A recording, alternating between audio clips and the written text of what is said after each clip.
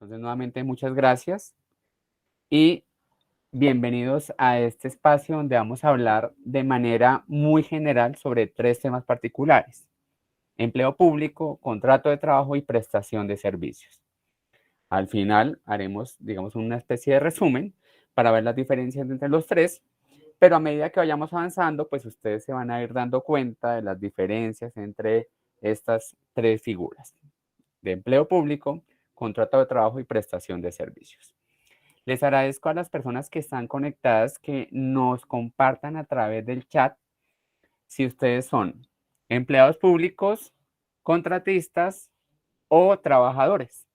Entonces, los invitamos a que a través del chat nos compartan si son empleados públicos, contratistas o trabajadores con digamos, mediante una empresa privada. Los desempleados también, evidentemente.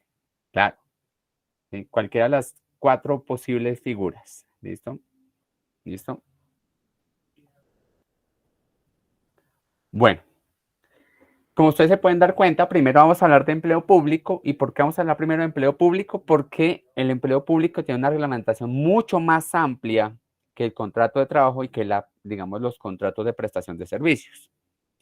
Entonces, el ideal es abarcar el tema más amplio al inicio para luego dar paso a hablar de contrato de trabajo y finalmente hablar de los famosos contratistas o los contratos de prestación de servicios o, de alguna manera, lo que en algún momento se ha denominado órdenes de prestación de servicios. Nuevamente, como les digo, los invito nuevamente a que en el chat, por favor, nos cuenten si son contratistas, empleados públicos, trabajadores o si en este momento no tienen ningún vínculo laboral con alguna empresa.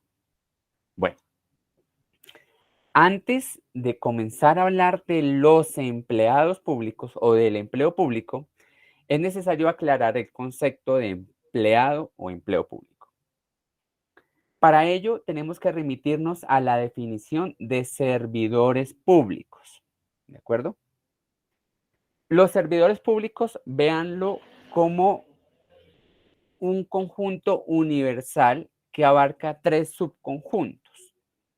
Entonces, tenemos el conjunto universal, que son los servidores públicos, que abarca tres grandes ramas: los miembros de las corporaciones públicas, los empleados públicos y los trabajadores del Estado y de sus entidades descentralizadas territorialmente y por servicios. ¿Qué quiere decir esto? Que los servidores públicos son tres: miembros de corporaciones públicas, trabajadores oficiales y los funcionarios o empleados públicos.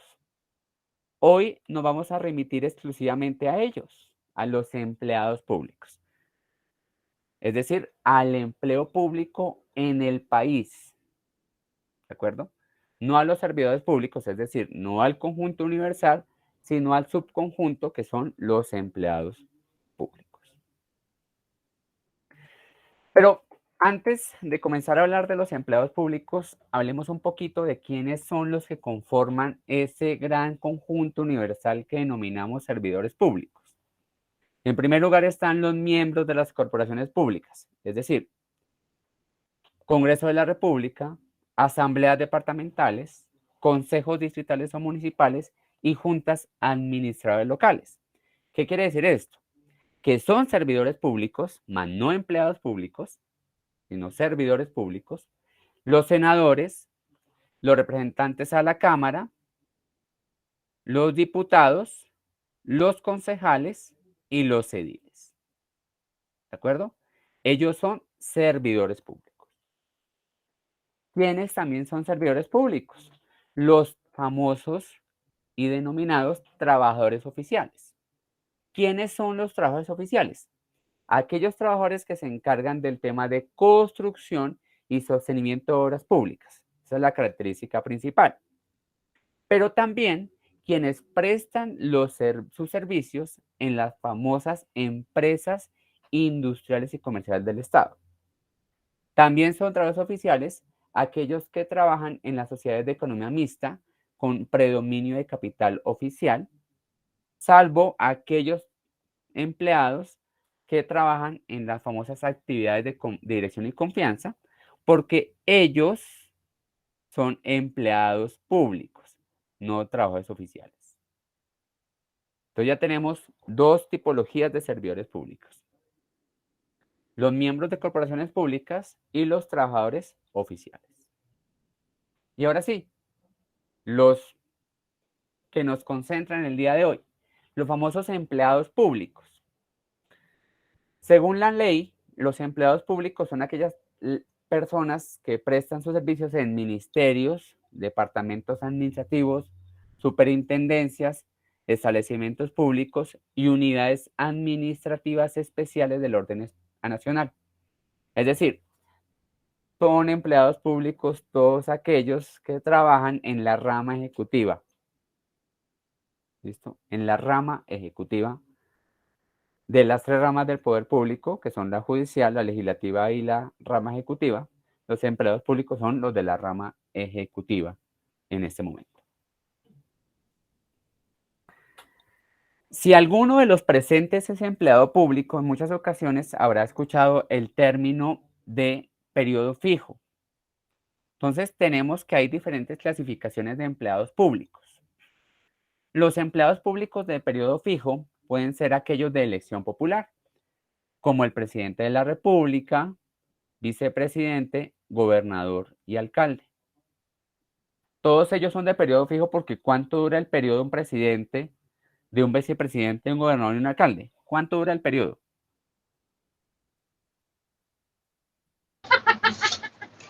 4 años. 4 años. 4 años. Ese es un periodo fijo, ¿sí?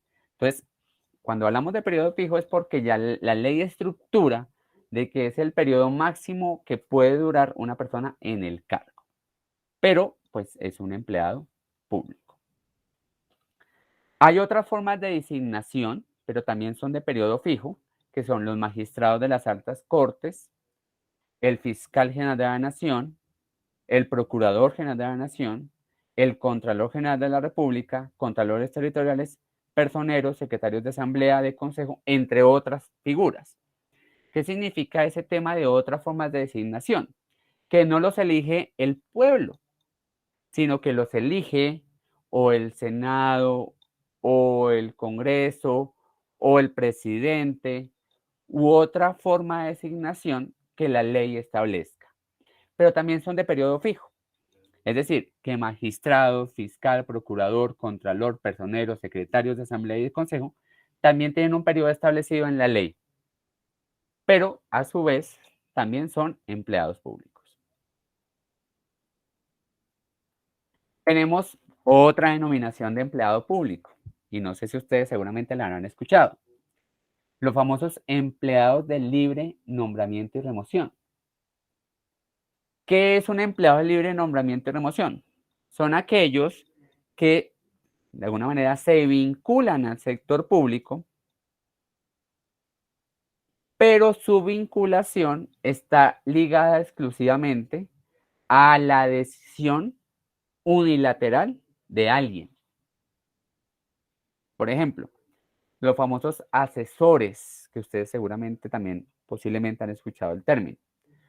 En su gran mayoría, los asesores de las entidades públicas son empleados de libre nombramiento y remoción. Por ende, no funciona exactamente igual este nombramiento a un empleado público en provisionalidad o de carrera administrativa. ¿Por qué? Porque así como su nombre lo indica, como es libre nombramiento y remoción, en cualquier momento pueden terminar la vinculación de este tipo de empleado. Tenemos los famosos empleados temporales y estos han tomado mucha fuerza en este momento gracias al tema que está en boca de todo el mundo de la formalización del empleo público. Seguramente la gran mayoría, si no es que todos los presentes, ha escuchado el tema de la reforma laboral y del tema de formalización del empleo público a través de las plantas temporales.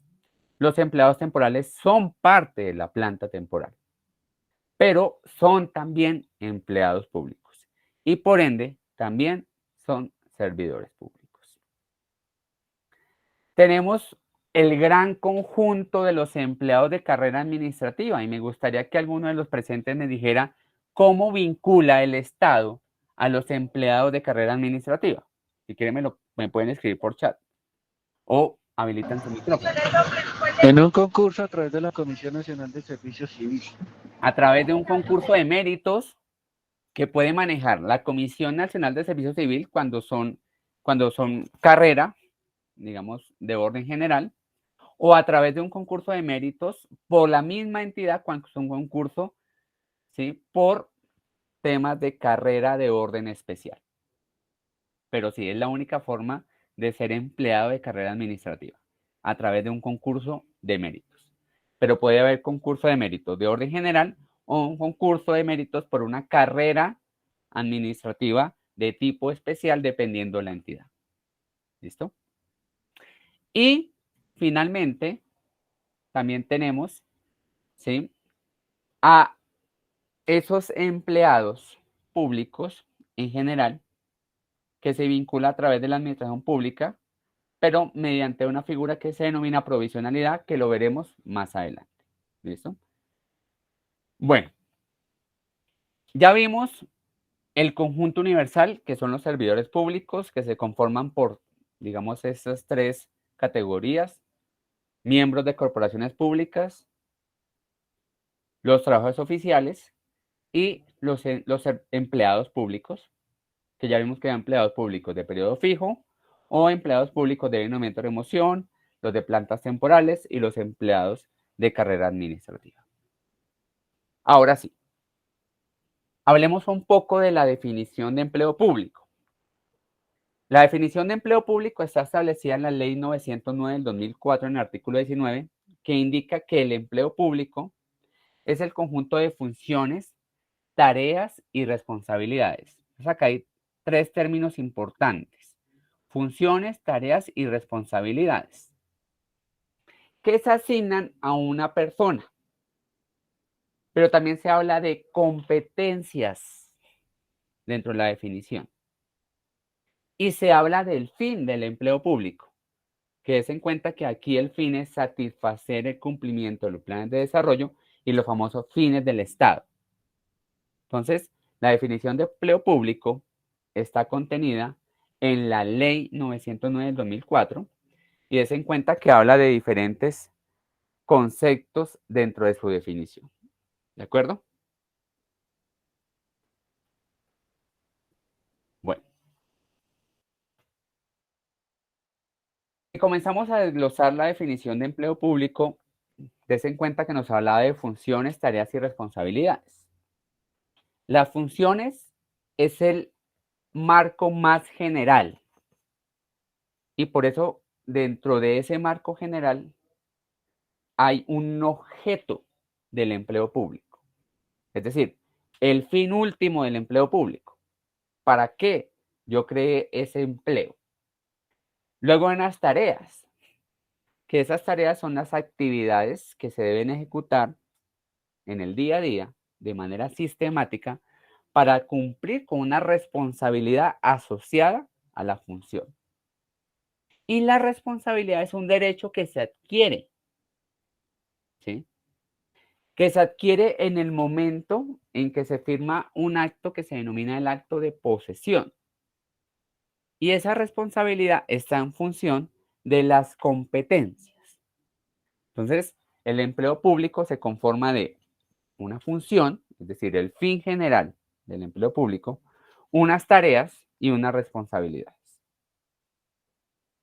Importante y para que lo tengan presente, para las personas que seguramente han estado vinculadas con el Estado mediante un acto de posesión, es decir, ha sido empleado público, y es tener presente cuando se solicita el famoso certificado, se denomina certificado de funciones, porque allí no van a aparecer ni las tareas ni las responsabilidades, sino las funciones generales del empleo público al que estuvo vinculada la persona.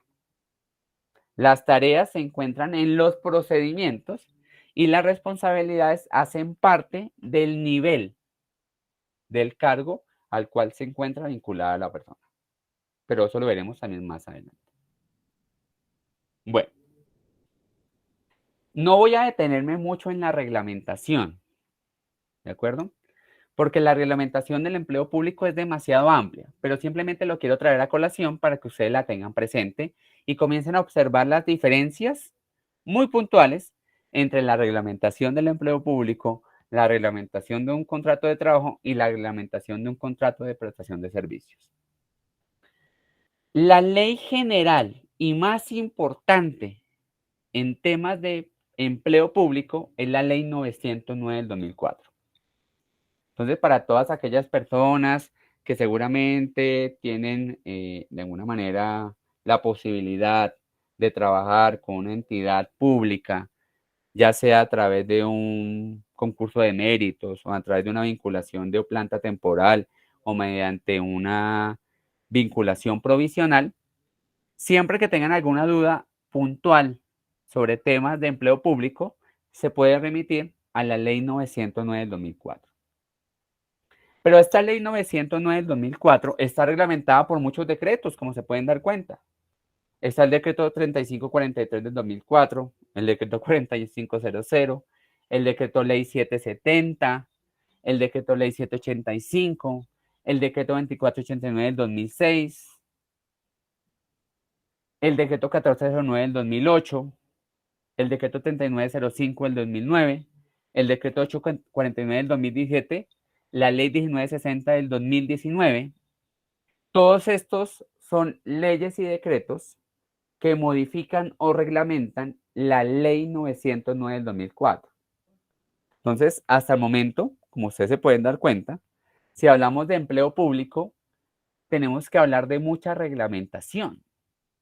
¿Y qué quiere decir esto en conclusión? Que todo lo que sea público está reglamentado. Todo.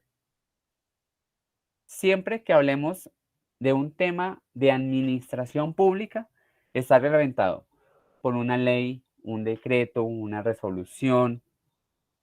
Siempre hay una reglamentación tras ese tema particular, ya sea el empleo público, ya sea un tema de control interno, ya sea un tema, digamos, de plantas, cualquier cosa relacionada con administración pública siempre está reglamentada. Luego tenemos la ley 2214 del 2022. Esta ley reglamenta el artículo 196 de la ley 1955 del 2019. La ley 1955 del 2019 era el Plan Nacional de Desarrollo del gobierno anterior. ¿Pero qué hace esta ley? Esta ley 2214 del 2022 toma medidas para fortalecer todo lo que tiene que ver con la promoción del empleo juvenil, es decir, ese empleo de esas personas recién egresadas, para facilitarles el acceso a ser parte de la administración pública mediante la figura de empleado público.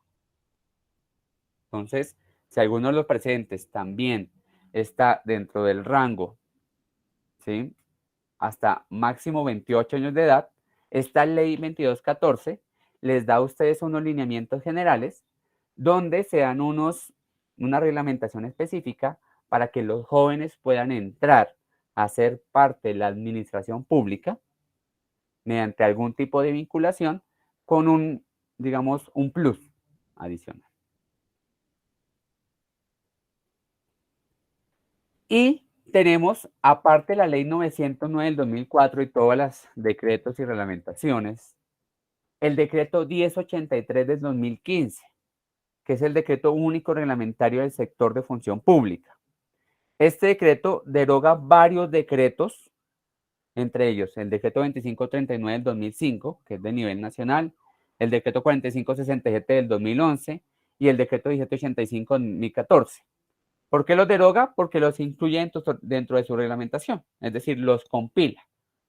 Entonces, tenemos la ley 909 del 2004, con todos sus decretos reglamentarios y con todos sus decretos ley, y el decreto 1083 del 2015. Son los dos grandes decretos, ¿sí?, y las grandes reglamentaciones frente al tema de empleo público. Bueno, hablemos un poquito de las características generales de empleo público. Para que hablemos de empleo público, tienen que haber unos elementos esenciales.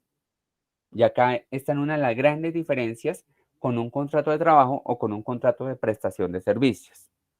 Estos elementos que les voy a mostrar son los elementos exclusivos de un empleo público. Es decir, que no están presentes ni en un contrato de trabajo ni en un contrato de prestación de servicios.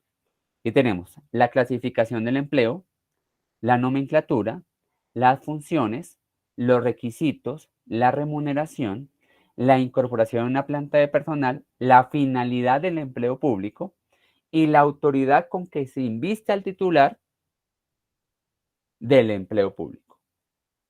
Entonces, si ustedes se pueden dar cuenta, los elementos esenciales del empleo público son muchísimos más que los elementos que en algún momento conforman un contrato de trabajo o los elementos de un contrato de prestación de servicios.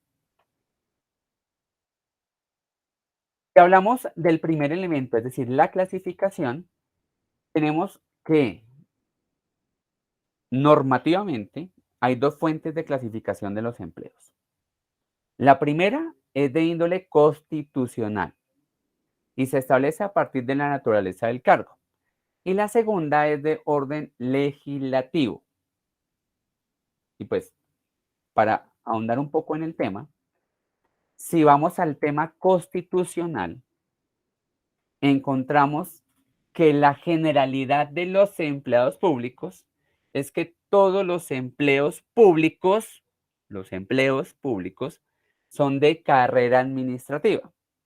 Y así como lo vimos anteriormente, para poder ingresar a ser empleado de carrera administrativa, la única forma es a través de un concurso de méritos. Es decir, la generalidad de los empleos públicos es que son de carrera administrativa. Pero la misma ley dice que hay excepciones.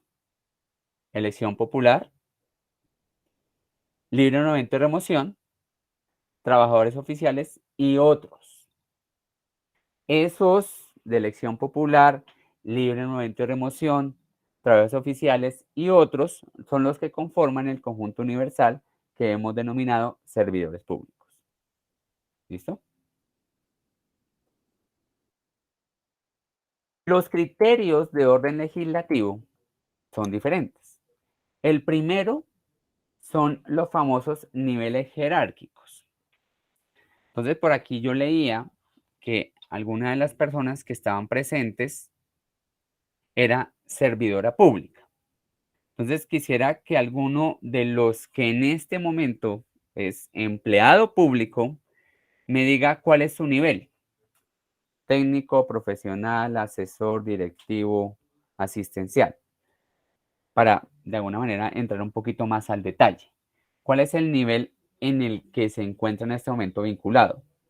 Un nivel directivo, un nivel asesor, un nivel técnico, un nivel asistencial, un nivel profesional. ¿Por qué? Porque esos son los famosos niveles de los que se menciona acá. Entonces, la primera forma de clasificar los empleos de carrera administrativa es a través de un nivel jerárquico. La segunda forma es por la jornada laboral, que pueden haber empleos de tiempo completo, de medio tiempo y de tiempo parcial. Y la tercera forma es por la permanencia. Pueden haber empleos de carácter indefinido y empleos de carácter temporal. Y aquí les pongo simplemente un ejemplo. Un empleo, es decir, un alcalde. Un alcalde. Un alcalde es un cargo de elección popular.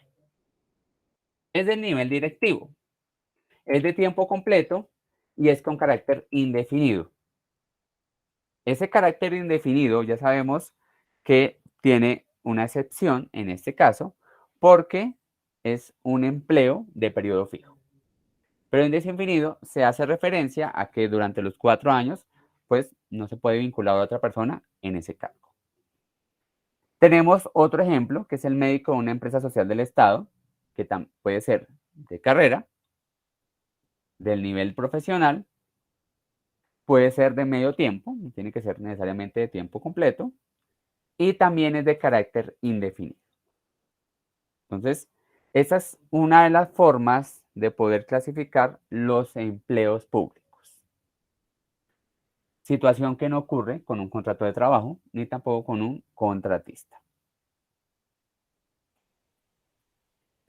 También encontramos que la naturaleza de los empleos cambia dependiendo si es de orden nacional o de orden territorial. Para las personas que seguramente no tienen tan claro el tema, puedo hablarles un poco simplemente de esta particularidad. Colombia es un país centralizado, ¿sí? En temas, digamos, relacionados constitucionalmente, legislativamente, pero es descentralizado en temas administrativos. Esa descentralización administrativa le permite a las entidades descentralizadas tener algunas competencias. Dentro de esas competencias es poder nombrar a sus empleados públicos. Y por ende, entonces aquí hablamos de dos decretos diferentes cuando hablamos de esos niveles jerárquicos en las entidades públicas. Si es del orden nacional, hablamos del decreto ley 770 del 2005, y si es de orden territorial, tenemos el decreto 785 del 2005. Entonces, cuando hablamos de niveles, ¿recuerdan? Estamos hablando de 5 niveles en los empleados públicos. 5 niveles. El primer nivel y el nivel más alto es el nivel directivo.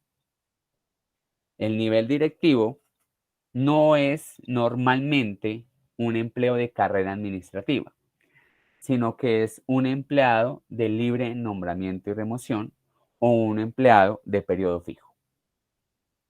¿De acuerdo? ¿Es empleado público? Sí, es empleado público. Es un empleado que o está vinculado a través de esa figura del libre nombramiento y remoción o está vinculado a través de la figura de un empleo de periodo fijo.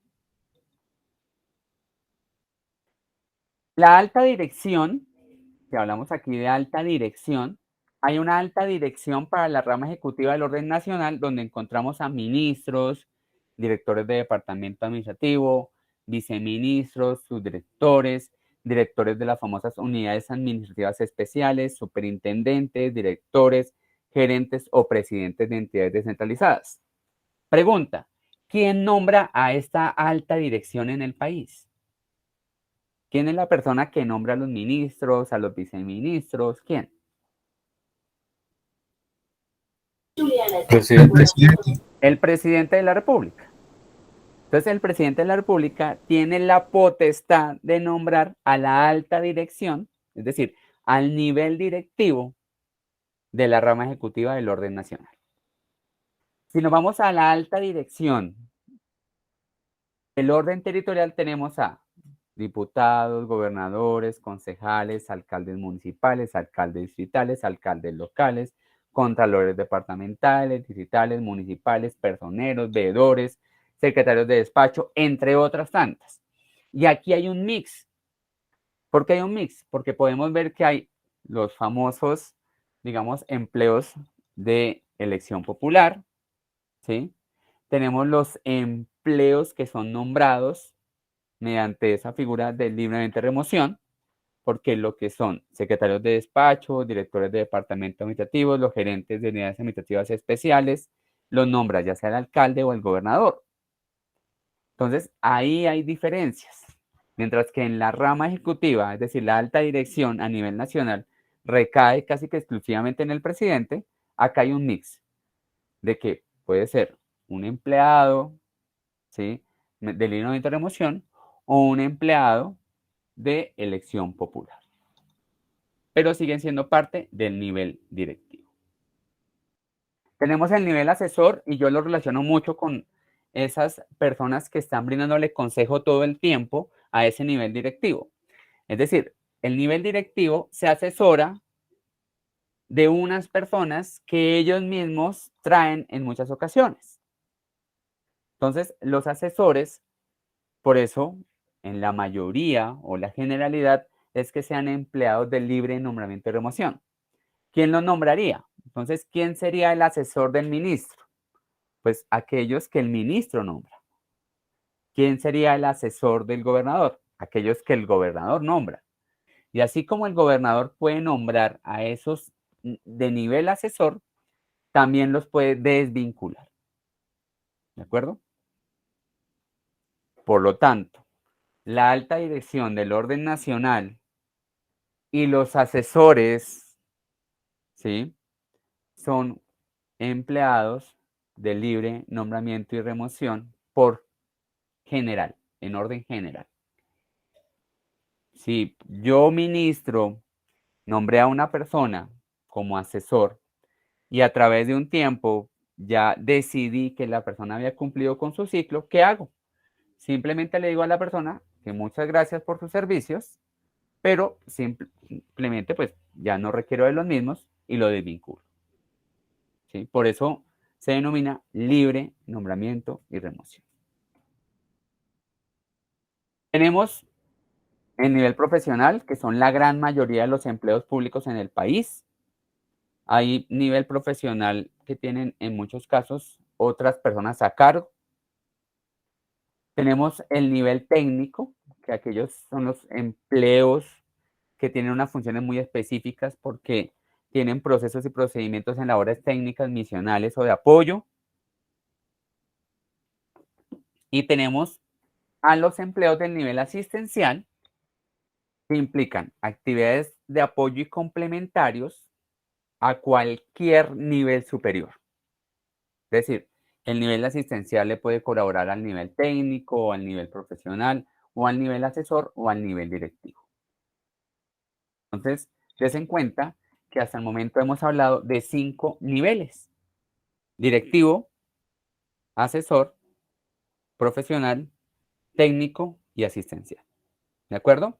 Estos 5 niveles son para el orden nacional como para el orden territorial. Nuevamente, si alguno de los presentes está participando de un concurso de méritos, no sé si alguno de los presentes está participando en un concurso de méritos, lo primero que seguramente vio en la clasificación del empleo fue el nivel, si era directivo, asesor, profesional, técnico o asistencial. Dependiendo del nivel, son los requisitos. A mayor nivel, mayor número de ¿qué? ¿Qué creen ustedes? De requisitos. De requisitos en formación y experiencia. Claro que sí. Entonces, un nivel directivo, un nivel asesor, un nivel profesional va a requerir sí o sí un título profesional. Ojo con eso. Un nivel directivo, un nivel asesor y un nivel profesional sí o sí va a requerir un título profesional. Un nivel técnico o un nivel asistencial no necesariamente tiene que tener un título profesional.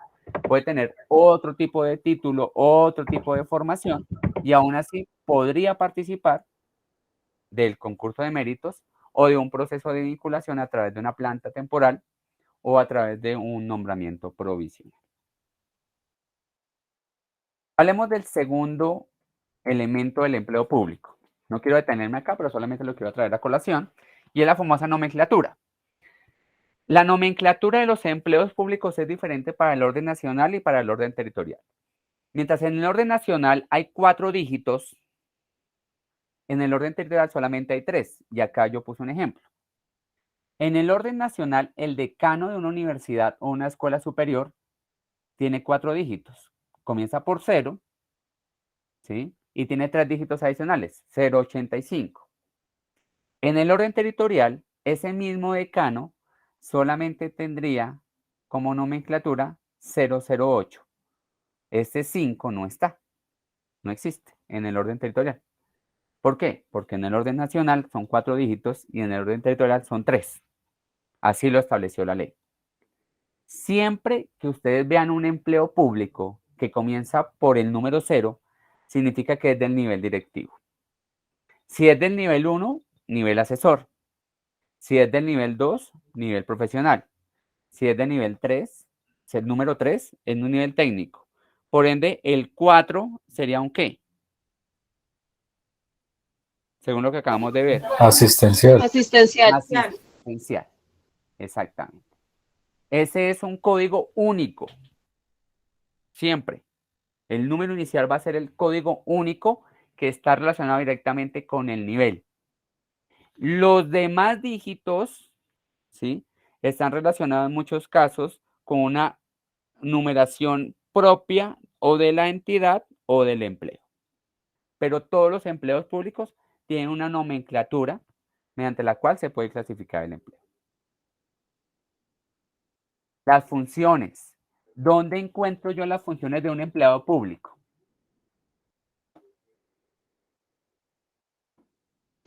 En el manual de funciones. En el manual de funciones, cosa que no existe en una empresa privada, ¿sí? La empresa privada tiene un manual, claro que sí, pero en muchos casos no son tan organizados como la administración pública y no tienen tan estructuradas esas funciones. Es por eso que en algunas empresas se presenta uno de los grandes problemas, y es que cuando se va a solicitar una certificación con funciones, dicen que todo dependió del tipo de vinculación, la empresa, que no hay unas funciones establecidas para el cargo específica, sino que las funciones las establece el coordinador o el líder del proceso, que tienen que hacer una solicitud diferente. ¿Por qué? Porque no hay un documento en muchas ocasiones, como sí existe en la administración pública, que se denomina manual de funciones. Todos los empleos públicos tienen funciones. Entonces, empleo público que exista en una planta tiene unas funciones asociadas. Por tanto, las funciones constituyen un elemento esencial del empleo público. Y si ustedes o alguno de los presentes ha tenido la oportunidad de presentarse a un concurso de méritos o está en ese proceso, seguramente hizo una revisión detallada de las funciones antes de inscribirse. Porque ¿de dónde surgen las pruebas para los concursos de méritos? Del manual de funciones. Entonces, todo empleo público tiene un nivel, una nomenclatura y unas funciones asociadas. El artículo 122 de la Constitución expresa tajantemente que no habrá empleo público que no tenga funciones, ya sean en la ley o en el reglamento. Reglamento haciendo alusión al manual de funciones. ¿Por qué habla de la ley? Porque hay unos empleos públicos que están determinadas las funciones exclusivamente en la ley.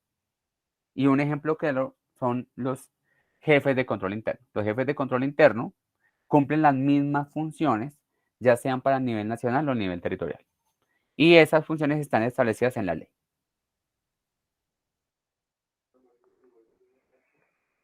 Los artículos 6, 121 y 123 de la Constitución Política, ¿sí?, alude a que los empleados y servidores públicos son responsables por omisión o extralimitación. Posiblemente ustedes han escuchado eso de no se extralimiten sus funciones. ¿Sí? No se extralimiten sus funciones.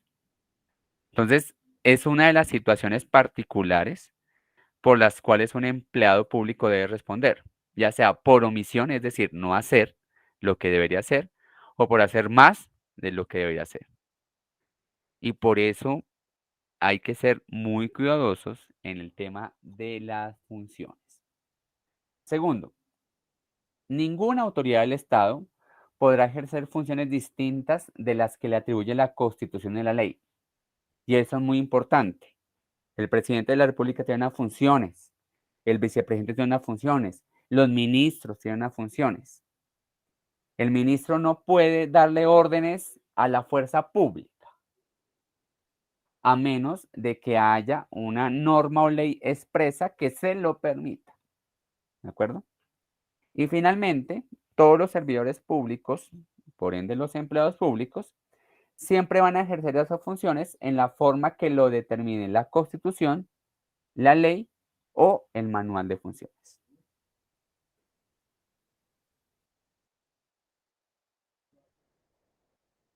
Simplemente para aclarar, porque en muchas ocasiones se presenta esa duda al interior de las personas que están intentando ser vinculadas, ya sea en un empleo de carrera administrativa o que entraron a ser parte de una planta temporal o que entraron mediante un nombramiento provisional, y es que las funciones son propias del cargo, no de la persona, ¿de acuerdo? Las funciones son propias del cargo, no de la persona. Entonces, las funciones asignadas, ¿sí?, no son de la persona, son del cargo. Y por eso se pueden presentar traslados, ¿sí?, en muchas ocasiones, o movimientos de personal en las plantas, permitiéndole así a las personas trasladarse ya sea a una dependencia a otra o trasladándose entre sedes, porque en muchas ocasiones hay entidades del orden nacional que permiten esos traslados intersedes. Cuarto elemento del empleo público, que también debe estar contenido en el manual de funciones, los requisitos. Cuando hablemos de requisitos, vamos a hablar de requisitos en temas de formación y en temas de experiencia. ¿Listo?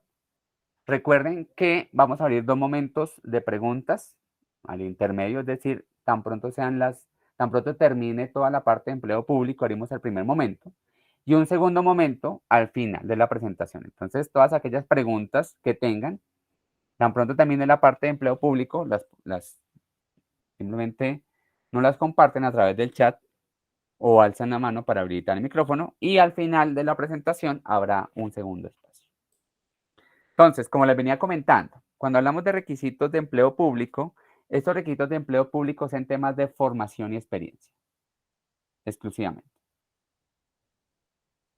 ¿Y cómo yo evalúo la formación y la experiencia? Pues a través de unas pruebas o a través de una revisión de los requisitos.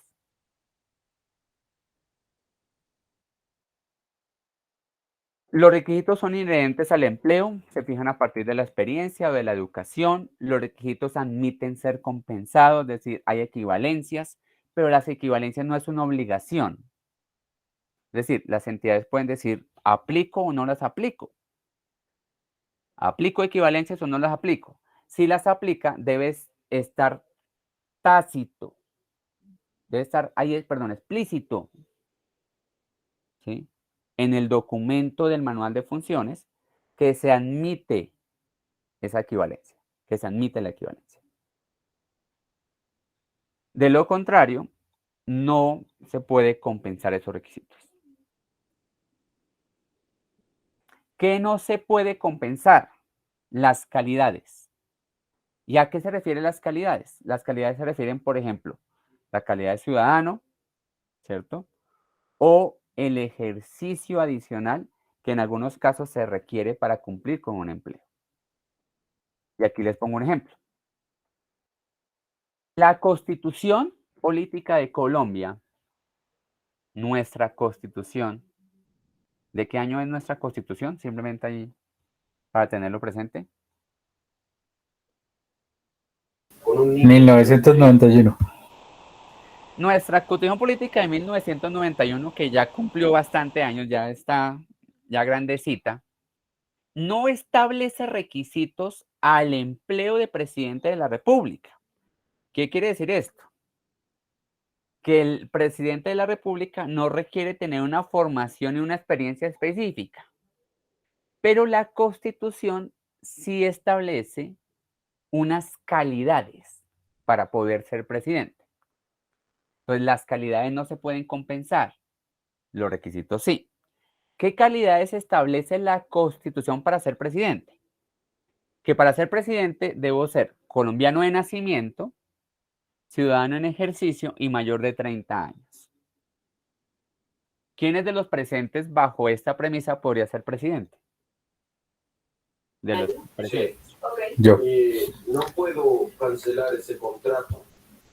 La mayoría de los presentes seguramente puede ser presidente, porque es colombiano de nacimiento, ciudadano en ejercicio y mayor de 30 años. Si en algún caso no se cumple con alguna de estas calidades, no puede ser nombrado presidente de la República.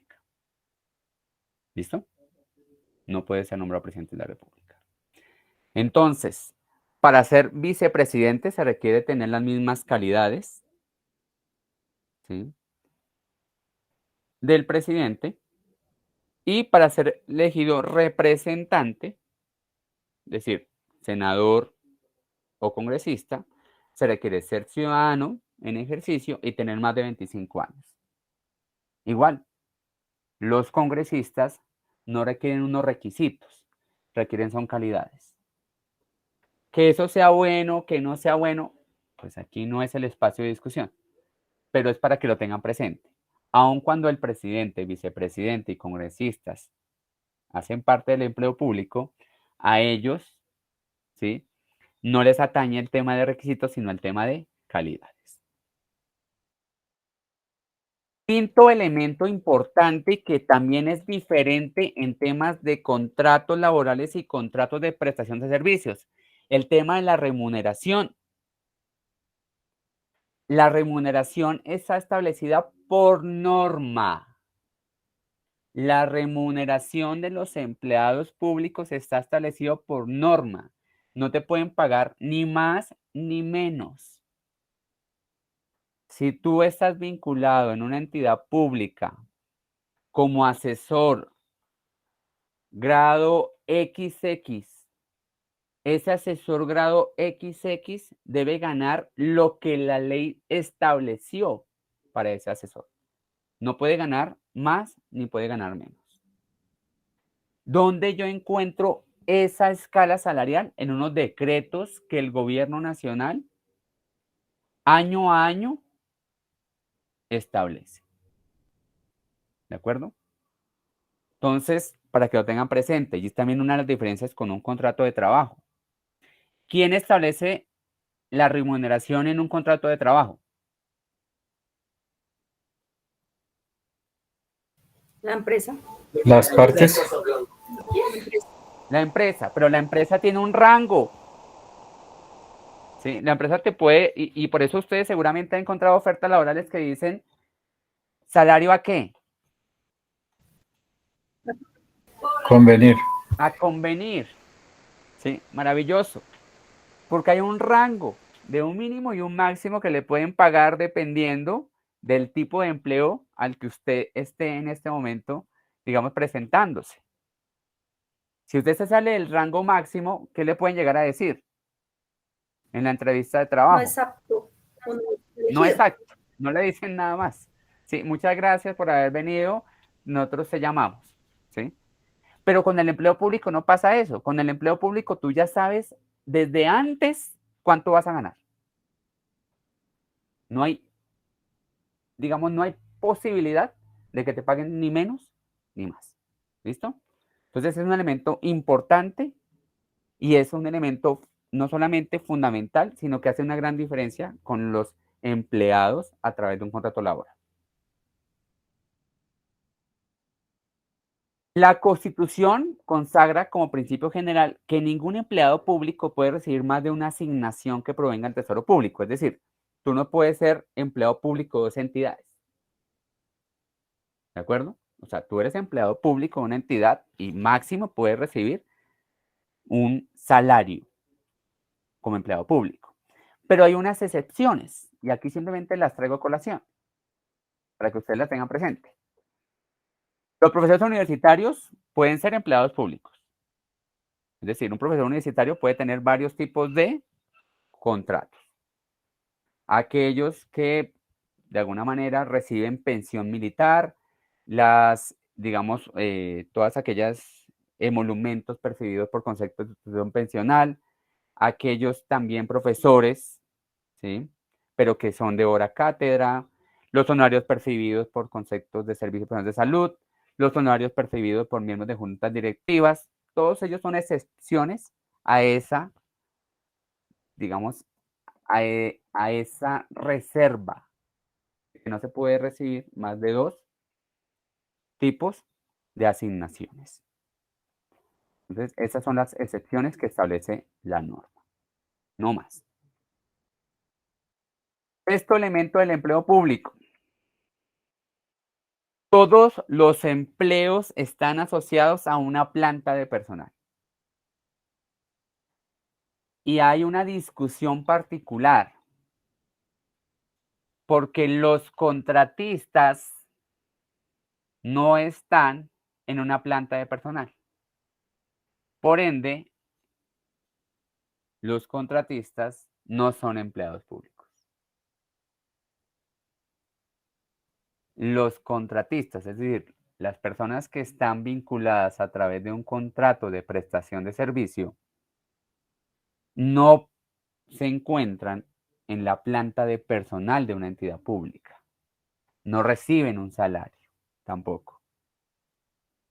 Entonces, el famoso contratista no es empleado público, que está en este momento en discusión en el gobierno nacional, que los contratistas pasen a ser ¿qué?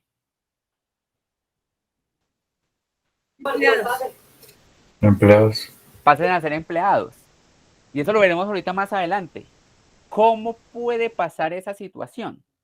Porque puede ocurrir, pero obviamente es una carga administrativa y salarial muy alta para el Estado. Pero ahorita les cuento cuál podría llegar a ser la solución. Entonces, sexto elemento para un empleo público que tiene que estar vinculado a una planta de personal. ¿Cuántas plantas de personal hay en una entidad pública? 3. Puede ser una planta de personal estructural, global o temporal. ¿De acuerdo? Entonces, tú puedes ser empleado público y estás en una entidad que tiene una planta de personal estructural. Ah, ok. Eso está bien. O haces parte de una planta de personal global o haces parte de una planta de personal temporal. Lo que está buscando en este momento el gobierno nacional es que los empleados, ¿sí?, hagan parte de las plantas, y aquí lo estoy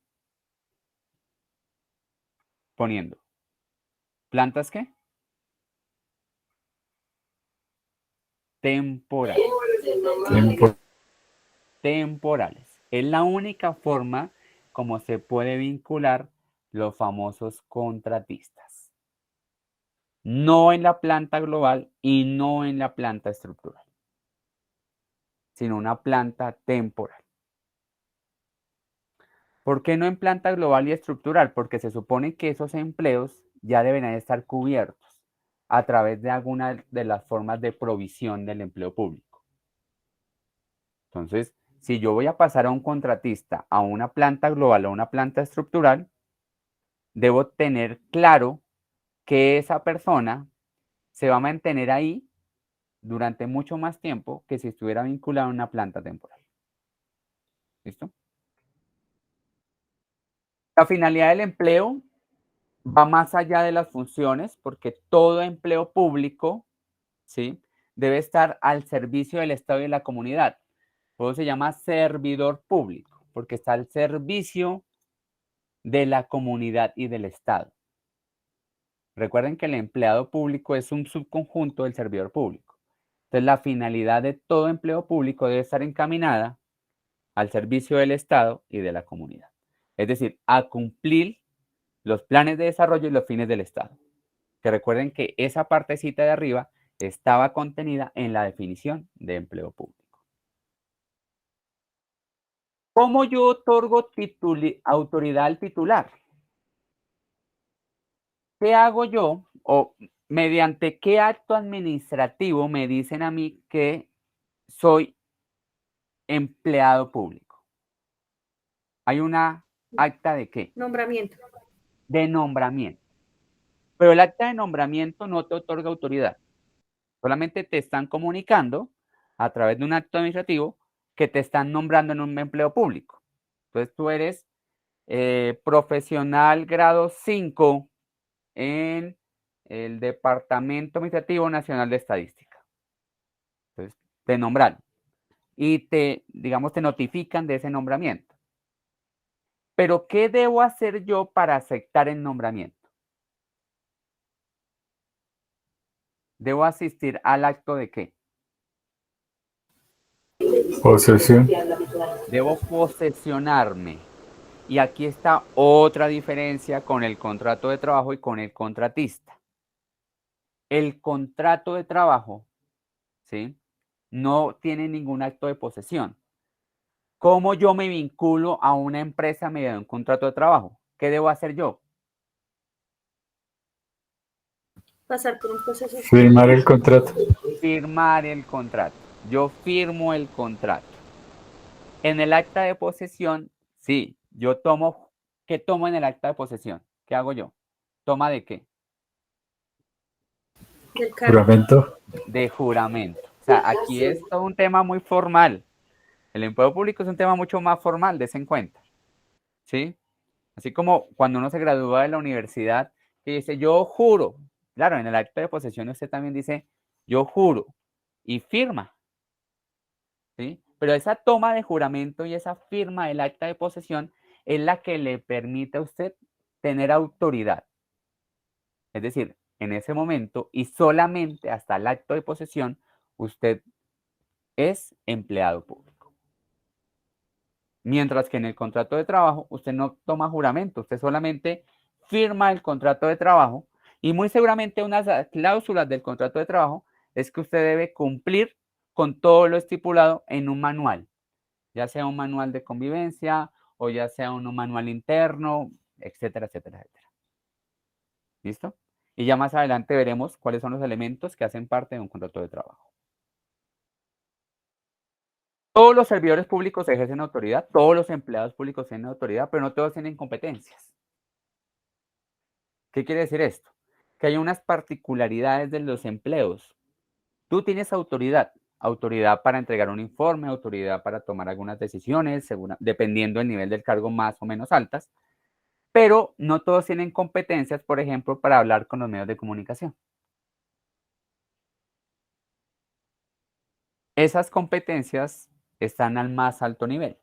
No todo el mundo puede llegar y decir, es que yo voy a una entrevista como persona asociada al Ministerio de Justicia y del Derecho. No, tú no eres competente para esto. La competencia está solamente y recae solamente en los niveles asesores o niveles directivos, por ejemplo. ¿Listo? Entonces, es a partir del acto de posesión que el servidor público queda investido de esa autoridad. Si tú no firmas el acto de posesión y no tomas juramento, no eres empleado público. Es parecido al tema del contrato, pero en el contrato de trabajo tú solamente debes firmar, no debes hacer un juramento, por decirlo así. Los empleados públicos, entonces, en conclusión, tienen con la administración una relación legal y reglamentaria que se materializa en el acto de nombramiento y posesión. Y solamente hasta que te posesionas puedes decir que eres empleado público. Tú puedes haber aceptado el nombramiento, pero si no firmaste o no asististe al acto de posesión, no eres empleado público. ¿De acuerdo? Importante, y ya vimos algunas diferencias, pero condensémoslas aquí. Los empleados públicos no pueden discutir las condiciones del empleo. ¿Cuáles son las condiciones del empleo? Nómbreme algunas. El salario. El salario. Ese no se puede discutir porque está por, ya lo dijimos, Por por tabla. ley. Puede Por ley. lastimarme ni hacer Por ley. nada que me haga Tú sentir no puedes mal. decirle, ay, venga, pero ¿será que usted no me puede aquí subir 100,000 pesitos más? No, nada. Ya la ley estableció que usted va a ganar eso. Si está de acuerdo, acepta el nombramiento y la posesión. De lo contrario, no acepta. ¿Qué otra, digamos, Lugar. condición? Lugar de ¿Qué otra? trabajo, horario, El lugar de trabajo. Tampoco lo puedes discutir. horario. Tu jornada, tu horario tampoco. ¿Sí? ¿Que hay jornadas flexibles? Claro, hay jornadas flexibles en temas de empleados públicos. Pero tú ya sabes claramente que vas a trabajar de lunes a viernes o de lunes a Sábado. ¿listo? ¿Qué otra situación creen que no se puede discutir cuando hablo de un empleo público? La subordinación. El nivel, exactamente. Si tú te vas a posesionar en un nivel asistencial con un título profesional, pues tú seguirás siendo asistencial. Y eso lo pongo aquí, digamos, hago un paréntesis pequeño, ¿sí? Las certificaciones de funciones dependen del nivel en el que te encuentres, no del título que tengas. ¿Qué quiere decir? Que si tú eres profesional en derecho, pero estás posesionado en un cargo técnico o asistencial, tu experiencia no es profesional, es técnica o asistencial. ¿De acuerdo?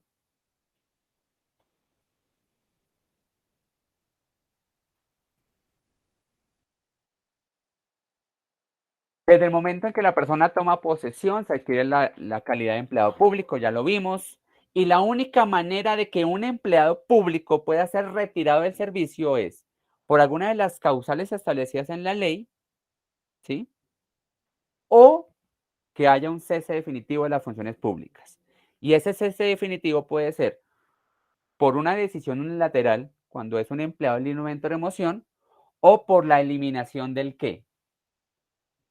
¿Qué puede pasar? Se puede eliminar el qué. Cargo. El cargo. Pero se puede eliminar el cargo, pero si tú eres un empleado de carrera, te tienen que garantizar el nombramiento en un cargo similar o mayor.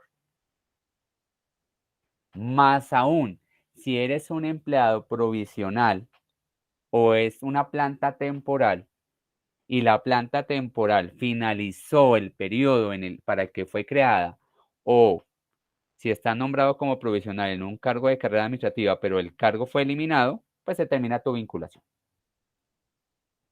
Pero no pasa lo mismo con el contrato de trabajo. El contrato de trabajo dicen que hay unas causales justas y hay la famosa ¿qué? Despido por o despido sin. Mutuo acuerdo. Ay, ese mutuo acuerdo suena Justa bonito, causa. pero Sin sin Causa justa justifica. digamos las cosas Sin como son. justa causa. O causa Sin justa. justa causa. Ese mutuo acuerdo suena como o usted se va o lo despido. Eso es un despido sin justa causa, en realidad. ¿Sí? Eso no existe en la administración pública. ¿Sí? El único despido sin justa causa en la administración pública es para aquellos empleados de libre momento de remoción, pero no es que sea sin justa causa, sino que la ley lo permite. La ley permite que en cualquier momento tú desistas de un ministro. Entonces tú no tienes que decirle a él, ay, es que yo lo quiero sacar del ministerio. No, tú tienes completa potestad. Que lo hiciste a través de un tuit, que lo hiciste a través de un programa de televisión, que lo hiciste a través de un comunicado de prensa, no importa. La ley te lo permite. Simplemente desististe de esa persona. Pero en el tema de contrato de trabajo, ¿sí? A ti te dicen, no, mira, lo que pasa es que yo no quiero realmente ya tenerte más vinculado. Pero ¿qué sucede en el contrato de trabajo cuando te despiden sin justa causa? Debe haber una ¿qué?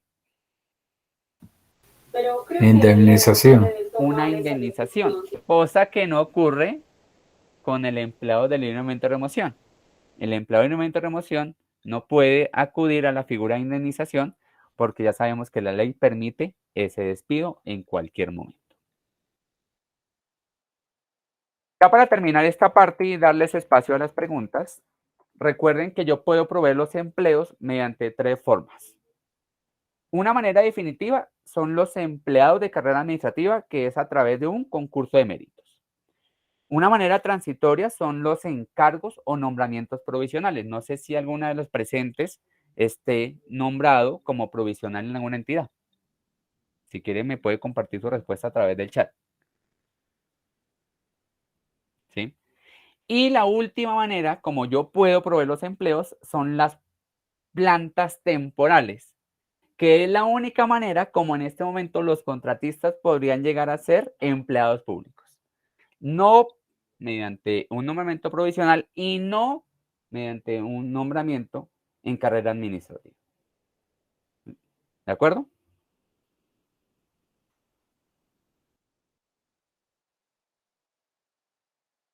Bueno, abro el espacio de preguntas. Entonces, no sé si alguien, bueno, aquí alguien me está levantando la mano, pero no sé si haya preguntas en el chat. Sí, Bueno, ya había consignado unas preguntas. tengo tres manos levantadas. Démosle paso Vamos a las manos primero. Sí, sí. Adelante, entonces, perdón, Jason Snyder. Hola, ¿qué tal a todos? Buenas noches. Bueno, yo tengo dos preguntas. Digamos que yo em, soy psicólogo y he trabajado como contratista colaborando en hacer las preguntas para para las pruebas escritas de estos procesos de concursos de méritos. Y pues siempre pues me han surgido como dos dudas, ¿no? Que digamos que para el ejercicio que nosotros hacemos no es tan necesario conocerlas, pero bueno, aún así me causan curiosidad. La primera es saber quiénes son las personas encargadas de elaborar o actualizar los manuales de funciones, pues para cada uno de los empleos.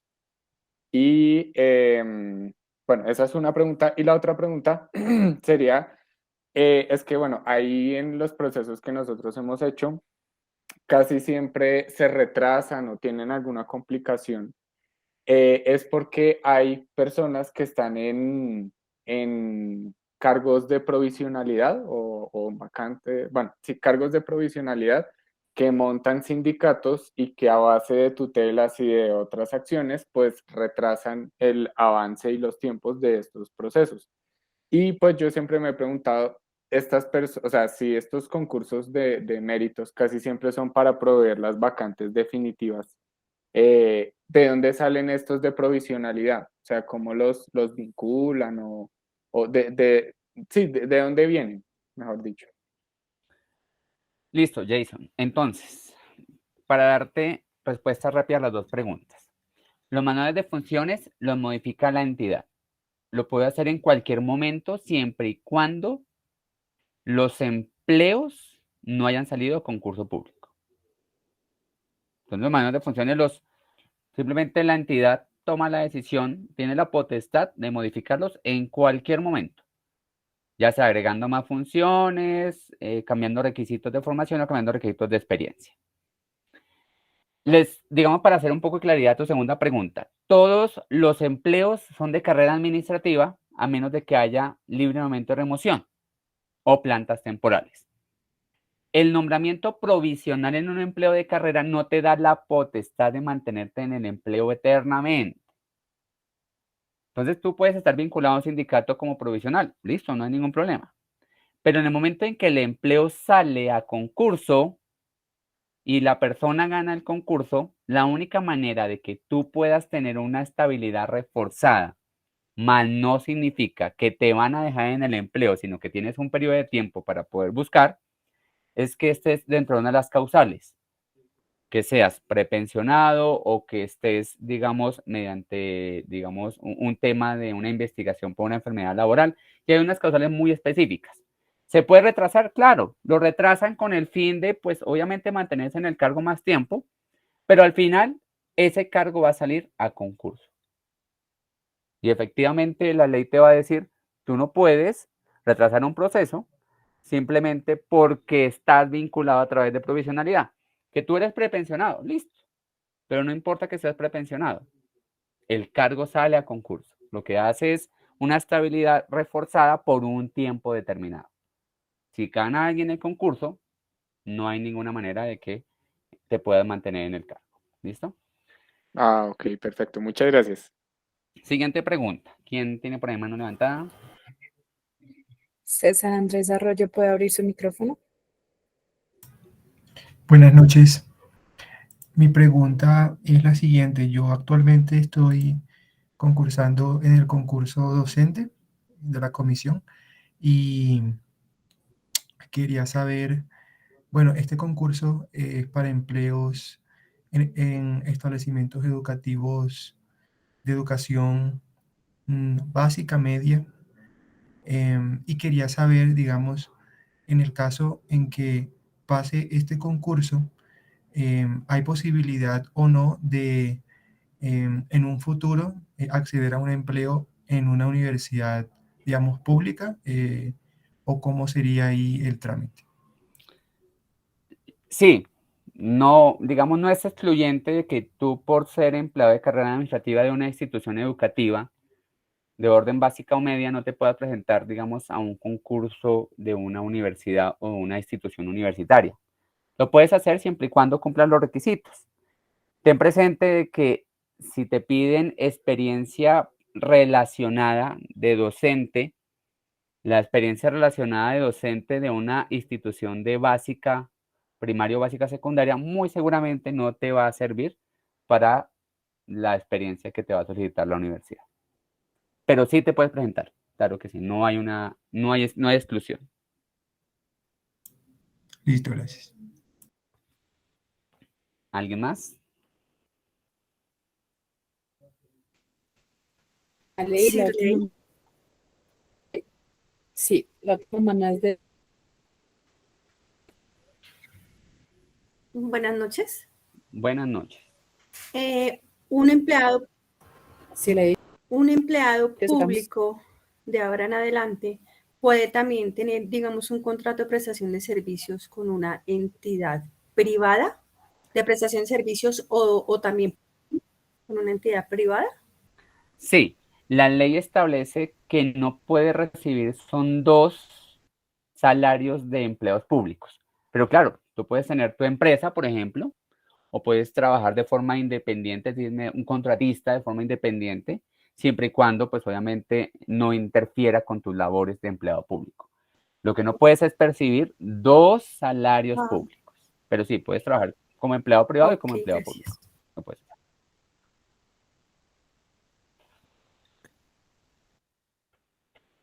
¿Alguien más? Ahí, la última mano levantada es de Mónica González, adelante. Hola, buenas noches. Mira, haciendo un poco de referencia a las competencias que nos indicabas estaban, pues deben ser incluidas en el manual frente a otros requisitos. Actualmente, ¿sabes si en nuestro país alguien, o sea, quién certifica que esa es una competencia en un empleado público? Porque, digamos, veo que la Comisión Nacional del Servicio Civil, ellos pues hacen obviamente unas pruebas donde certifica, como que validan, ¿cierto? Una prueba, pero como tal ahorita uno podría como certificarse como empleado público de que es competente en algo. La entidad que en este momento te puede certificar que tú tienes, digamos, cumples con esas competencias,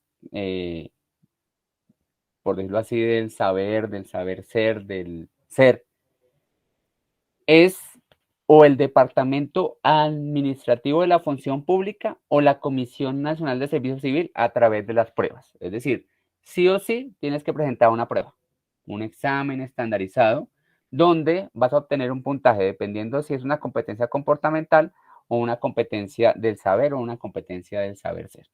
Pero son las únicas 2 entidades. Lo que Disculpa, sucede en muchas ocasiones es que, por ejemplo, el SENA te entrega son certificados de actitud. Esos certificados de actitud te sirven como validación de una formación adicional a la formación que te exige el empleo. Pero las únicas entidades que pueden certificar competencias son o el DAF o la Comisión Nacional de Servicio Civil. Ninguna otra. y disculpa, eso lo encuentro en la ley 909. Sí, y hay unos decretos reglamentarios que establecen las competencias para cada uno de los empleos públicos y hay unas competencias transversales para todos los empleos. Ok, gracias, Miguel. No sé si haya alguna pregunta en el chat que podamos responder.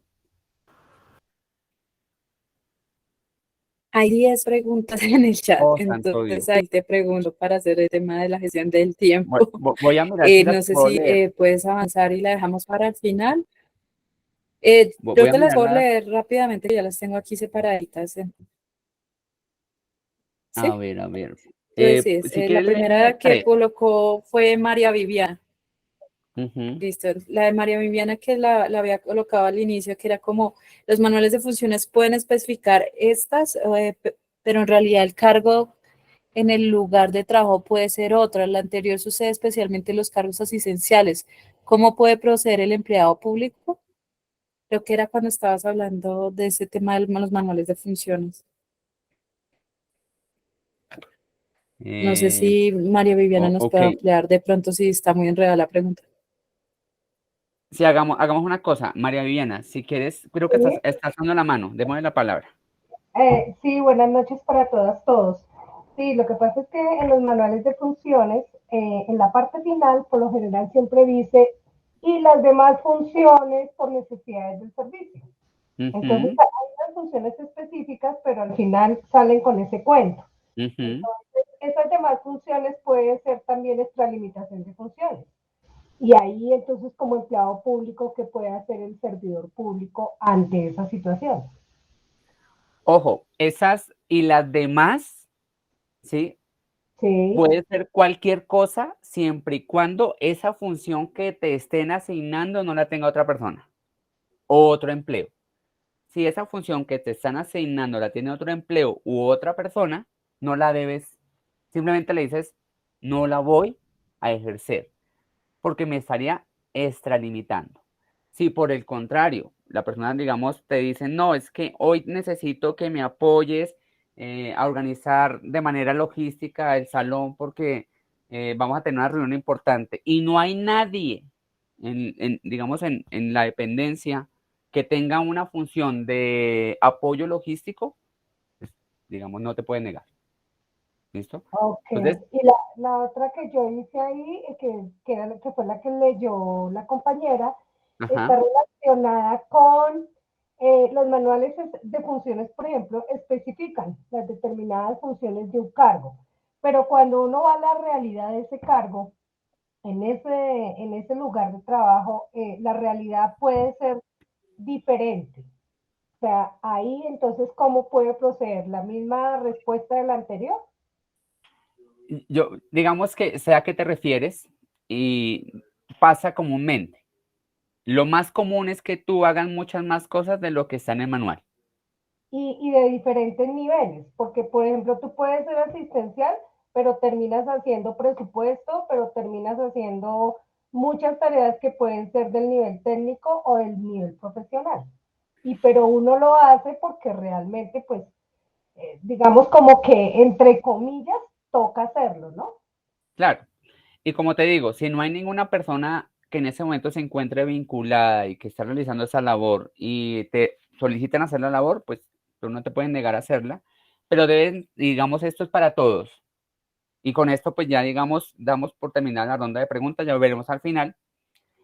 Cuando te Perdón. certifiquen, cuando te certifiquen las funciones, solamente te van a salir las funciones que están en el manual o aquellas que fueron asignadas a través de un acto administrativo, es decir, mediante una asignación de funciones, mediante un encargo o una comisión.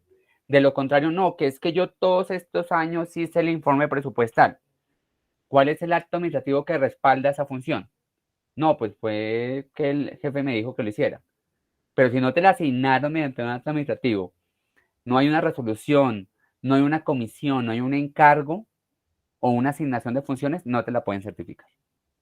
No ¿Listo? la pueden certificar y sería extralimitación si algo sale mal. Tú no tienes responsabilidad porque no Ah, está dentro de ok. tus límites. No hay responsabilidad. Gracias. ¿Listo? Bueno, entonces damos por terminar en este momento la ronda de preguntas, pues veremos al final con las que quedaron pendientes. Pero quiero hablarles un poquito del contrato de trabajo. La reglamentación, a diferencia del empleo público, es muy corta. Aquí son dos importantes. El Código Sustantivo del Trabajo y el Decreto 1083 del 2015. Nada más. Dos. Fin. Entonces, todo está contenido ahí. A diferencia del contrato de empleo público, como se dieron cuenta, hay una legislación mucho más amplia. Características generales de un contrato de trabajo. Entonces, para que haya contrato de trabajo, debe haber una relación jurídica entre trabajador y patrono. Es decir, aquí hay dos partes, trabajador y patrono. El patrono puede ser una persona jurídica o una persona Natural. Natural. natural. No existe eso en el empleo público. En el empleo público todos son personas Jurídicas. jurídicas. Jurídicas. Bien. Otra gran diferencia. Pero aquí alguien puede decirte, no, yo lo contrato a usted, ¿sí? Deben un ejemplo de un contrato de trabajo con una persona natural. La empleada doméstica, por ejemplo. Muy bien. Muy bien, estaba pensando exactamente en el mismo. Un empleado doméstico. Yo firmo como persona natural con otra persona natural un contrato de trabajo. ¿Sí? No requiero que tener así, mejor dicho, la vinculación en Cámara de Comercio, no, solamente hago un contrato de trabajo con una persona natural. Hay una obligación recíproca de primera parte, ¿sí?, a ejecutar una o varias obras o labores. Pero ¿dónde deben estar contenidas esas obras o labores? ¿En dónde deben estar contenidas? ¿En el qué? En el contrato. En el En contrato. el contrato. En el contrato de trabajo. A prestar un servicio intelectual o material en beneficio del patrono y debe haber una continua dependencia. Pero esa continua dependencia yo la remunero. Yo pago un ¿qué? Un Salario. Salario. Entonces, yo tengo 3 elementos principales para saber que estoy bajo un contrato de trabajo. Una actividad personal del trabajador, es decir, que solamente yo la puedo hacer, no la puedo delegar. Hay una dependencia y esa dependencia se ve reflejada normalmente ¿en qué? ¿En qué elemento del contrato? En las funciones, en recibir órdenes. No, en el sí, en el cumplimiento de las órdenes. En el cumplimiento de las órdenes y en la jornada laboral. Ojo con eso. La jornada laboral es una forma de dependencia. Subordinación. ¿Listo? Y finalmente el salario. Un salario que es la retribución del servicio. Entonces, esos son los 3 elementos principales del contrato de trabajo. A diferencia del empleo público, que es en cuenta que eran muchos más. Acá solamente con estos 3 elementos ya estamos frente a un contrato de trabajo. Ojo, el decreto 63 de 2015 te dice que el contrato de trabajo no deja de ser contrato porque le des un nombre diferente, ni porque el patrón tiene una condición peculiar. Es que yo soy una persona natural, no importa, ¿sí? Ni de la modalidad de la labor, ¿no? Que es de medio tiempo, que es por horas, que son solamente los fines de semana, no importa. Ni el tiempo en que digamos, que se utilice o que se invierta para la ejecución, ni del sitio, ni de la naturaleza de la remuneración, ni del sistema de pago. El contrato de trabajo, siempre y cuando cumpla con estas 3 condiciones, es contrato de trabajo. No me le pueden cambiar el nombre simplemente porque a alguien se le ocurrió la maravillosa idea de decirle que esto era un contrato metafórico de enseñanza y aprendizaje. Te estoy pagando un salario, tienes que cumplir un horario, te estoy dando órdenes y solamente tú puedes cumplir la función. Eso es un contrato de trabajo. No importa el nombre que me le dé. ¿Listo? Diferencias puntuales entre contrato de trabajo y empleo público. El empleado público no tiene un contrato de trabajo. ¿Sí? Tú no firmas un contrato de trabajo con ese empleado público. Tú firmas es un acta de ¿qué? Ya lo dijimos. Nombramiento. Nombramiento y posesión. ¿Listo? Posesión, nombramiento. Pero ojo, y miren lo que está en moradito. ¿Sí? Dice, las relaciones entre empleados públicos y Administración Nacional, Departamental o Municipal no constituyen contrato de trabajo a menos que se trate de construcción o sostenimiento de obras públicas, empresas industriales y comerciales, agrícolas o ganaderas que se exploten con fines de lucro, o instituciones idénticas a las de particulares, ¿sí? O susceptibles de fundadas y manejables por estas en misma forma. ¿Qué quiere decir? Todo eso que está en moradito hace referencia a algo que ya vimos, que es un subconjunto de los servidores públicos. ¿Y son los qué? Temporales. Trabajadores oficiales. Muy bien, trabajadores oficiales. Es decir, que los trabajadores oficiales son servidores públicos, pero tienen un contrato de trabajo. Muy bien. Y por eso aquí nos toca remitirnos nuevamente al tema de trabajador oficial. ¿Sí? Tú puedes estar vinculado en una entidad pública, pero si tu labor está relacionada directamente con algún tema de los que vimos anteriormente, es decir, construcción y sostenimiento de obras públicas, estamos hablando desde un trabajador oficial que firma un contrato de trabajo. ¿De acuerdo? ¿Y qué significa firmar un contrato de trabajo? Significa que tú puedes negociar cosas que el empleado público no. ¿qué podrían negociar acá? ¿Qué podría negociar el trabajador oficial? Salario. El salario. Principalmente el salario. ¿Listo? El empleado público sabemos que no puede negociar el salario. El trabajo oficial sí, porque el trabajador oficial, aunque es servidor público, está vinculado a través de un contrato de trabajo. ¿Cuáles son los tipos de contrato de trabajo que existen en Colombia? Tenemos el contrato por hora y labor, que no puede superar 3 años, y dice que fundamentalmente es por escrito, pero también puede ser un contrato verbal. Tenemos el contrato de trabajo a término fijo, es muy utilizado, muy común, ¿sí? Y es un contrato que siempre determina un término específico. ¿Cada cuánto se puede renovar un contrato de término fijo? Por su misma, cada vez que termine el primer contrato. Cada vez que termine, exactamente. Tiene los mismos beneficios que un contrato, digamos, indefinido, pero es un contrato que se renueva de forma periódica. Tenemos el contrato de trabajo y término indefinido.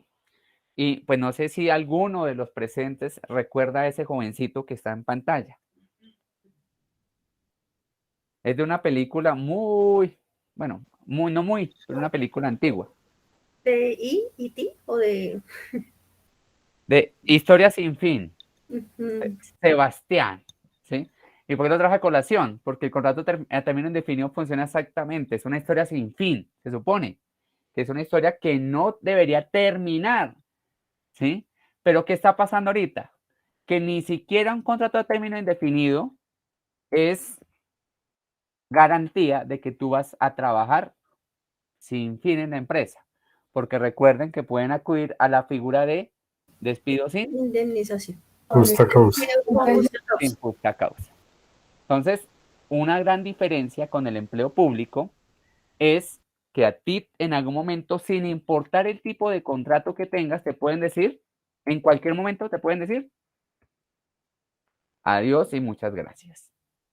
Ah, que es sin justa causa, sí, yo te pago la indemnización. ¿Ya? ¿Qué pasó en pandemia?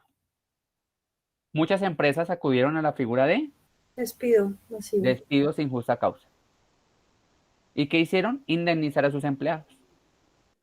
Porque según ellos no podían continuar pagando una planta tan grande de empleos cuando en muchas ocasiones no estaban desarrollando el normal flujo de actividades que venían desarrollando antes de pandemia. Entonces ya tenemos 3 tipos de contrato, ¿no? Obra-labor, término fijo, término indefinido. Y tenemos los contratos de aprendizaje. Esos son contratos de trabajo, pero son contratos particulares. ¿Por qué? Primero, no puede superar un periodo mayor a 2 años. Segundo, si se firma ese contrato en una fase electiva, ¿sí? Que se denomina la famosa práctica empresarial, te pueden pagar mínimo el 50% de un salario mínimo mensual vigente. Mínimo. Si te pagan más, pues eres un afortunado. Y si estás en fase práctica, que es la famosa pasantía, te deben pagar al menos el 75% de un salario mínimo mensual legal vigente. Si te pagan más, nuevamente, eres, digamos, un beneficiado. Pero el contrato de aprendizaje es un contrato laboral, un contrato de trabajo.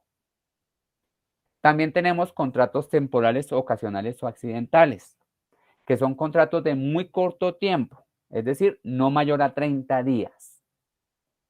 Estos contratos también se pautan exactamente igual que cualquier otro tipo de contrato, pero no son renovables. A diferencia del contrato a término fijo. ¿Listo? Estos son los elementos que debe contener un contrato de trabajo. Entonces, ¿aquí qué encontramos? ¿Sí? Tenemos el monto, la forma y los periodos de pago de la remuneración acordada. ¿Sí? A ti te pueden pagar diaria, semanal, quincenal o máximo Mensual. mensual. No puede decirte que te va a pagar al final del año. máximo mensual. Por eso se llama salario mínimo Mensual legal vigente. mensual. Legal vigente. Porque máximo periodo que una empresa se puede demorar en pagarte es el mes. Que puede dividirlo en periodos más cortos, claro que lo puede hacer, pero el máximo periodo es mensual. ¿Qué más debe estar contenido en el contrato? Pues obviamente debe estar contenido, ¿sí? Si se trata o no de un contrato a prueba. ¿Qué quiere decir esto? Que hay contratos donde tú entras a trabajar en un periodo de prueba. Y ese contrato debe especificar si tu contrato laboral es del periodo de prueba o ya es un contrato de trabajo normal. La duración del contrato, las causas, modalidades de prórroga, ¿sí? También obviamente pues tiene todos los datos personales tanto de quien te contrata, ¿sí? El patrono como el empleado, ¿sí? La naturaleza de los servicios, es decir, esas tareas, esas funciones que tú vas a realizar. Y las firmas, que la firma es la que te permite a ti poder tener de alguna manera esa declaratoria de que eres trabajador. Trabajador. Pero también se puede verbal. Claro, este es el de contrato escrito. Pero claro, el verbal claro que también se puede. Y tiene exactamente, digamos, las mismas implicaciones. ¿Sí? Las mismas implicaciones. Obviamente un contrato verbal en este momento cada vez es menos su uso porque pues ha traído consigo muchos más problemas que beneficios, pero pues obviamente también es una forma de contratar. Bueno, hablemos un poquito de la prestación de servicios. ¿Quién de los presentes es contratista? Yo, Los contratistas tienen una particularidad. Yo, Y es que los contratistas, ¿sí? Están reglamentados, a diferencia del empleo público y a diferencia del contrato de trabajo, por el Código Civil, el Código de Comercio y la Ley 80 del 93. Los contratistas no son trabajadores, los contratistas no son empleados públicos. Son eso, contratistas. ¿Y cómo yo puedo determinar que estoy mediante un contrato de prestación de servicios? Bueno, lo primero es que cuando soy contratista de una entidad pública es porque hay una situación excepcional. No es que la entidad pública decidió acortar su planta de personal y abrir una cantidad de vacantes para contratistas. No, no funciona de esa manera. Es algo excepcional y es un instrumento que se debe utilizar para atender funciones ocasionales. La Corte Constitucional ha insistido en muchos momentos que esa vinculación del contrato de prestación de servicios no debe conllevar subordinación. No hay una dependencia. Y recuerden que uno de los elementos para que haya dependencia es la ¿qué? La, Subordinación, ¿sí? ¿La qué? dependencia, La jornada, jornada. sueldo y subordinación. ¿Qué quiere decir? Que a un contratista no le pueden exigir cumplimiento de jornada laboral. horario. Río. Te pueden decir que tienes una reunión a las 8 de la mañana, listo. Pero no te pueden decir que todos los días tienes que estar a las 8 de la mañana. Es diferente. Te pueden decir que necesitan un informe para hoy antes de las 5, listo. Pero no te pueden decir que tienes que trabajar todos los días de 8 a 5. La excepción no se puede convertir en la regla. Entonces, una de las particularidades del contratista es que no tiene subordinación. Características de este tipo de contratos. La persona es autónoma en la toma de decisiones sobre el modo, el tiempo y el lugar de la realización. Es decir, que a mí tampoco me pueden obligar todo el tiempo a ir a un sitio particular. Yo puedo decidir que en algunos días voy, algún día no voy. No hay subordinación. No hay vínculo laboral. Es decir, no cumplo con las condiciones de un contrato de trabajo. Por ende, como no hay vínculo laboral, no me pagan ¿qué? Salario. Prestaciones sociales. No me pagan salario. Y como no me pagan salario, no me pagan prestaciones. Es decir, ¿qué le pagan a un contratista? Una remuneración, un valor, unos honorarios. Honorarios. Honorarios. Ese concepto es completamente diferente del tema de salario. Porque los honorarios no traen consigo ningún tipo de prestación social. ¿Quién es el encargado de pagar la seguridad social para un contratista? El contratista o la persona independiente, el que presta el servicio. El contratista. Muy bien. Y aquí viene uno de los puntos fundamentales para ese, digamos, esa situación particular que se viene presentando actualmente, esa iniciativa del gobierno nacional, y es que sus contratistas dejen de ser contratistas y pasen a ser empleados públicos a través de las plantas temporales. Y es que yo no le voy a pagar al contratista lo que se está ganando en este momento. Si tú te estás ganando 5 millones como contratista, no te vas a poder ganar 5 millones como empleado público. Te vas a ganar mucho menos, porque esos 5 millones debo descontar todos los adicionales que son las prestaciones sociales. ¿Qué prestación social gana un trabajador o un empleado público que no gana un contratista, por ejemplo? Cesantías, intereses, vacaciones, primas extralegales. La más importante, primas. Un contratista no le pagan prima. A un trabajador sí, sin importar el tipo de contrato que tenga. Y a un empleado público, pues obviamente también. Entonces, si tú estás trabajando como contratista y te van a pasar a una planta temporal, desde ya hazte a la idea de que no vas a ganar lo mismo. Tu flujo de caja se va a reducir. Porque eso significa que ya te van a pagar prestaciones, te van a pagar cesantías, te van a pagar vacaciones, te van a pagar primas, te van a pagar una cantidad de prestaciones sociales, pero esas prestaciones sociales van a salir de ese mismo presupuesto que tienen asignado para pagarte en este momento los honorarios. ¿Listo? No hay subordinación, ¿sí? Entonces, ¿qué pasa? Que en el contrato de prestación de servicios, tú debes contratar una ¿qué? Algunos de los contratistas. ¿Una qué? ¿Qué debo tener para que me contraten? ¿Una qué? Una póliza. Una póliza. Y esa póliza, Una póliza. y esa póliza determina qué pasa si yo incumplo con alguno de los ¿qué? De los las obligaciones entregables del contrato. o de las obligaciones.